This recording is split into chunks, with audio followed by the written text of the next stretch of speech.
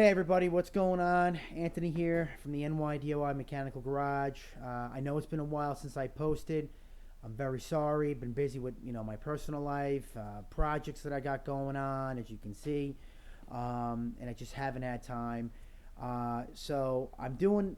I want to make a quick video on an oil change hack for the Dodge Ram. This is a 17 Ram. I think this model, the Hemi Ram, ran for a lot of years. Doing an oil change on my Ram is a pain in the ass. I mean, it's easy for me because I'm fortunate enough I have a lift, right? But when it comes to changing the oil filter, since the manufacturers of Ram did an awesome job thinking of us when servicing these things, they put the oil filter up in the front here, as you can see, right? Up to the front, you go to the bottom, you can see the filter right there, right? As soon as you unscrew the filter, right? As soon as you unscrew it, it drops down here. It get oil all over the freaking front diff, right around here, gets it all over the frame, drips everywhere. It's awesome how the manufacturer thinks of us, right? Especially for servicing. There's the oil filter right there. I have a hack. I love Asian food, and sometimes when I go to an Italian restaurant, I get these containers right to go, right?